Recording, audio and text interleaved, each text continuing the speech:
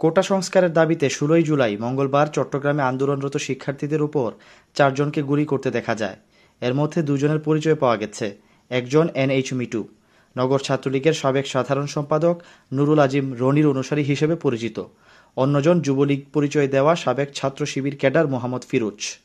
চট্টগ্রামে শিক্ষার্থীদের সমাবেশে গুলি করা মোহাম্মদ ফিরোজ চট্টগ্রাম ৮ মার্ডার মামলার আসামি শিবির ক্যাডার সরওয়ার ও ম্যাক্সনের অনুসারী ছিলেন। ফিরোজ চাঁদাবাজি, ডাকাতি সহ বিভিন্ন অপরাধমূলক কর্মকাণ্ডে জড়িত ছিলেন। ২০১১ সালের ৫ই ফেব্রুয়ারি এবং ২০১৩ সালের ১৯ জুলাই রাতে ৩ রাউন্ড গুলি ভর্তি 9mm পিস্তল সহ আবারও ফিরোজকে গ্রেফতার করে পুলিশ। পুলিশ জানায় ২০১১ সালের ৪ ফেব্রুয়ারি রাতে নগরের প্রবর্তক মোড়ে একটি রোগ নির্ণয় কেন্দ্র থেকে সন্ত্রাসীরা ১১ লাখ টাকা লুট করে নেয়। মারধর করা হয় একজন চিকিৎসককে। ডাকাতির ঘটনার পরদিন নগরের বাইজিদ থানার কয়লাঘর এলাকা থেকে শিবির ক্যাডার মোহাম্মদ ফিরোজ ও মনিরুজ্জামানকে গ্রেফতার করে পুলিশ।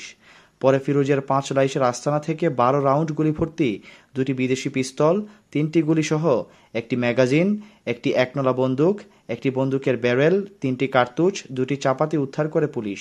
ফিরোজ ওই সময় পুলিশ হেফাজতে বলেছিলেন, অস্ত্রগুলোর মালিক শিবির ক্যাডার ম্যাক্সন ও সারওয়ার। তারা আমার কাছে এগুলো রাখতে দিয়েছিলেন।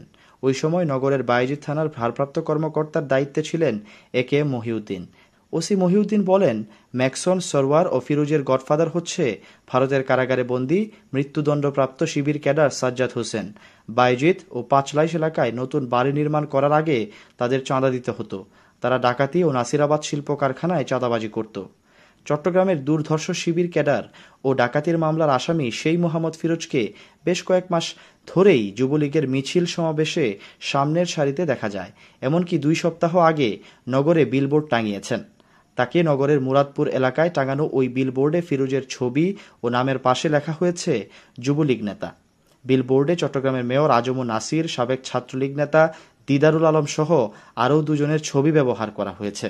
এতে লেখা হয়েছে, দিদারুল আলমকে চট্টগ্রাম মহানগর যুবলীগের সাধারণ সম্পাদক পদে দেখতে চাই।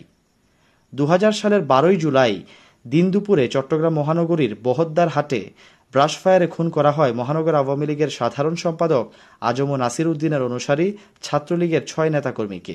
শিবির ক্যাডার ডাকাত ফিরোজের বিলবোর্ডে শোভা পায় আজম নাসির উদ্দিনের ছবি, যদিও পরে ওই বিলবোর্ডটি সরিয়ে ফেলা হয়। ফিরোজ আলমের ফেসবুকে দেখা যায়, ২০১৯ সালের এক অনুষ্ঠানে সাবেক মেয়র আজম নাসিরের সঙ্গে একান্তে কথা বলছেন কথিত যুবলীগ নেতা, সাবেক শিবির ক্যাডার ও ডাকাত মোহাম্মদ ফিরোজ। জানতে চাইলে ফিরোজ বলেন, যুবলীগের সঙ্গে অনেক আগে থেকেই আমি সম্পৃক্ত। এ কারণে দিদারুল আলম ভাইকে মহানগর যুবলীগের সাধারণ সম্পাদক হিসেবে দেখতে আগ্রহী বলে ছোট ভাইয়েরা তার সঙ্গে আমার ছবি বিলবোর্ডে টাঙিয়ে দিয়েছে। ছাত্রলীগের কেন্দ্রীয় কমিটির সাবেক সদস্য ও নগর যুবলীগের সাধারণ সম্পাদক হতে আগ্রহী দিদারুল আলম এই ব্যাপারে বলেন, বিলবোর্ডে ফিরোজের প্রচারণায় তিনি বিব্রত। কোনো চাঁদাবাজি, অস্ত্রধারী শিবির ক্যাডারের যুবলীগের রাজনীতি করার সুযোগ নেই বলে উল্লেখ করেন দিদারুল আলম মাসুম।